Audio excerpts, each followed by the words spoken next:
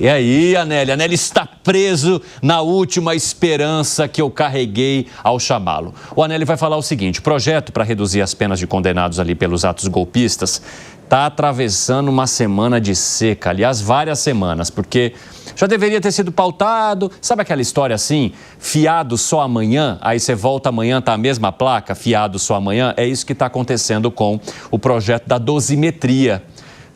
A gente vai pautar amanhã. Chega amanhã, fala, a gente vai pautar amanhã. Chega amanhã, a gente vai pautar amanhã. E assim seguimos nos amanhãs durante algumas semanas. Conta aí, meu amigo Anélio, bem-vindo mais uma vez.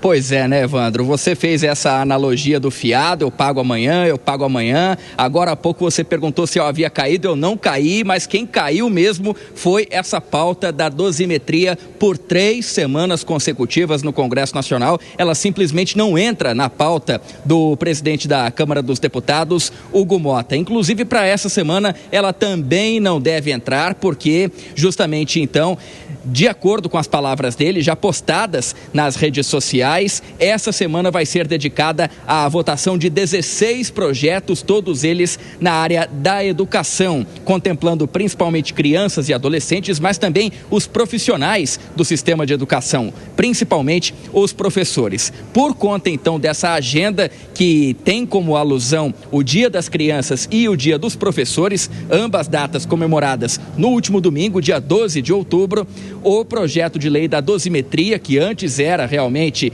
da anistia a todos aqueles participantes dos atos do dia 8 de janeiro de 2023 e também podendo beneficiar o ex-presidente Jair Bolsonaro e todo o núcleo da trama golpista, esse projeto então vai sendo postergado, vai ficando para depois, possivelmente para a semana que vem, de forma então a ser votado e atender os anseios da oposição ao governo federal. A gente destaca que no último dia 17, ou seja, há quase um mês, houve a votação e a aprovação do regime de urgência dessa medida lá na Câmara dos Deputados. Então já vai para um mês que essa urgência foi aprovada, mas que o mérito não foi votado. O relator dessa medida, o deputado federal Paulinho da Força, tem dito todas as semanas que na semana que vem vai ser pautado,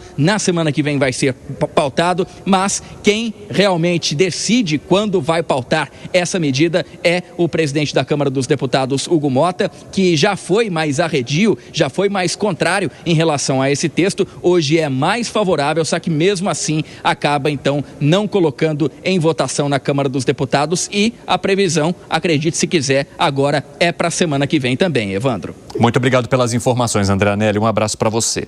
Daqui a pouco eu vou debater esse lance da dosimetria aqui com os nossos amigos. Antes eu quero só chamar a Janaína Camelo sobre essa informação do vazamento de supostas decisões do Superior Tribunal de Justiça, um esquema de venda dessas decisões. Fala, Janaína Camelo, bem-vinda. Caiu? Então vamos falar de PL da dosimetria. Uau. Depois a gente chama a Janaína Camelo, a hora que tiver certeza que o sinal não nos abandonará.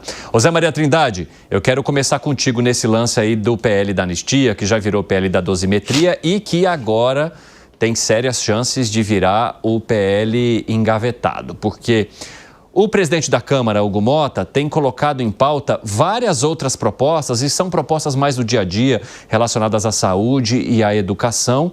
E aquela urgência que foi aprovada lá atrás, para PL da anistia, lá ficou. Porque depois das conversas do Paulinho da Força, a informação que sempre vem é: na semana que vem acontecerá. Mas se até outras propostas que são menos urgentes, digamos, que não tiveram urgência aprovada, estão sendo pautadas, será que é uma forma de deixar o negócio morrer sozinho, sem precisar fazer muita coisa para isso, Zé? Pois é, não acredita muito nessas palavras não, porque já tem mais de 1000 projetos com urgência aprovada e não entra em votação, né? Urgência urgentíssima, né, Zé? Não é... Eu aposto que foram pesquisar, tem urgência urgentíssima. O regimento admite urgência urgentíssima, é desses projetos que atropela tudo, né? Mas, na verdade, a casa, o Congresso Nacional, a casa política, funciona sob pressão e sob decisão dos próprios deputados. Então, Então, decidir que não votar já é uma decisão, né? O que está acontecendo com o projeto? Os grandes patrocinadores da blindagem, da tentativa de blindagem e da anistia é o PL. E o acordo era para votar. Aí acabou que a blindagem não passou, o PL ficou desgastado e ninguém quer agora levantar essa bandeira com medo do Senado derrubar de novo. Mas o que está travando mesmo é que o PL e alguns deputados querem aprovar um projeto muito mais amplo que não passa. Mas esse projeto da dosimetria, o PL não gosta nem do nome. A gente pergunta, e aí a dosimetria? Que dosimetria? O nome que se dá é anistia, e a anistia não vai, aí criou-se um impasse. Fala, Gani. Olha só, concordo bastante aí com a análise que o Zé trouxe. A dosimetria não interessa ao núcleo duro do bolsonarismo, né? O que eles querem, pelo menos, é a anulação da condenação e, quem sabe, até Bolsonaro de volta no jogo político. Agora, é bastante difícil reverter, por mais que trouxe um ânimo quando a pauta entrou, né, no Congresso Nacional, quando o presidente da Câmara dos Deputados, Hugo Motta, colocou em votação, trouxe ali um certo ânimo entre os bolsonaristas, mas depois esse ânimo acabou indo embora. Por quê, Evandro? Porque a verdade é que o Centrão abandonou, se é que talvez nunca esteve, né, com Jair Bolsonaro. E é muito difícil esta pauta avançar, quer dizer, uma anistia ampla e restrita, sem o apoio do Centrão. É muito difícil isso vingar. Você precisa do apoio dessas forças poderosas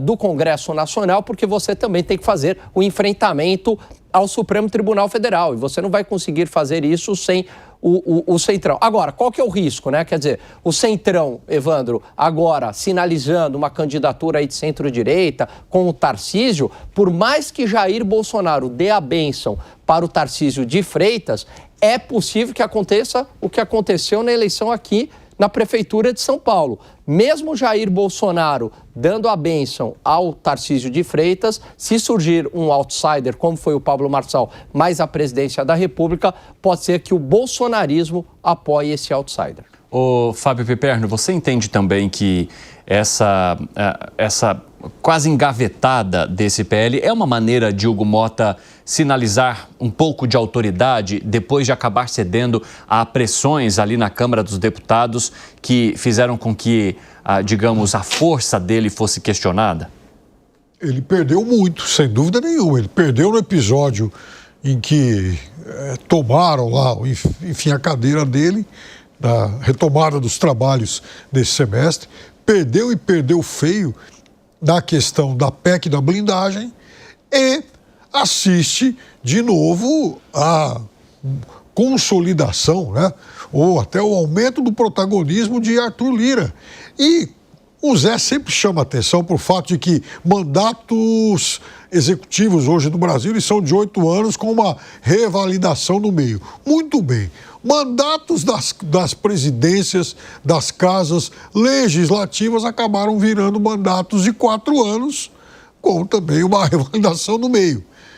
O problema todo é que agora vai ser muito difícil o Hugo Motta emplacar um outro mandato. Ele se tornou um presidente muito frágil.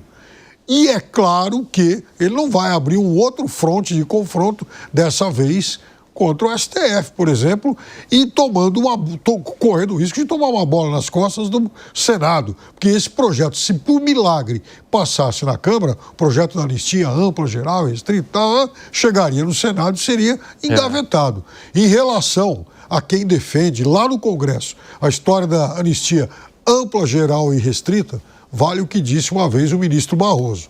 Perdeu, mané. Agora, eita, você gosta de dar uma provocada. Depois ele não entra lá em Balneário, ele não sabe por quê. Depois não consegue dar um mergulho, um tibum lá em Balneário Camboriú, não sabe por quê. Ué, o Bruno... Lugar bonito, não, nada contra.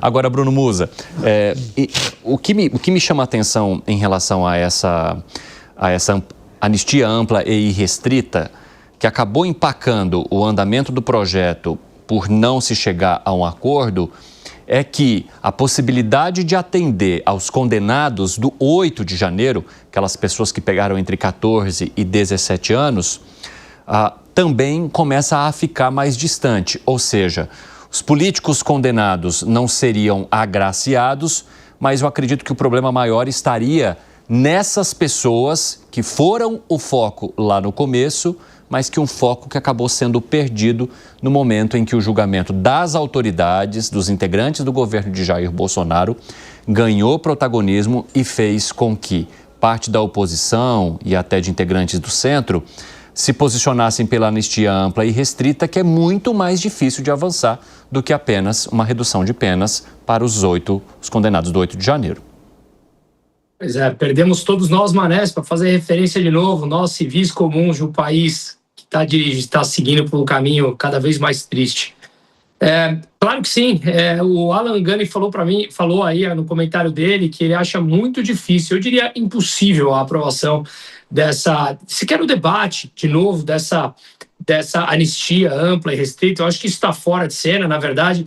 No Brasil as coisas passam muito rápido, né? Crise atrás de cada vez mais o que nós vemos é uma crise suplantando a outra, e a que era muito, muito grave ontem deixa de ser um minuto depois suplantada por uma nova, e a gente vai caminhando num país que vai se deteriorando institucionalmente. Hoje, mais uma vez, eu estava almoçando com um grande cliente meu que decidiu pegar a família e está indo embora mais uma vez, mais um, retirando as coisas daqui. Então a gente vai achando graça em pequenas coisas, fazendo piada da hostilidade que o Brasil se tornou, do que nós estamos nos tornando. E eu, sinceramente, não vejo graça alguma em levar um país para o caminho que a gente está indo. Então, realmente não vejo mais esperança ou expectativa alguma dessa redução de penas. E ali, o que a gente discute hoje da grande massa dos políticos brasileiros, na grande média, eles estão um pouco se importando, com algumas exceções, obviamente, dos políticos, estão um pouco se importando com aquelas pessoas que foram retiradas de sua família,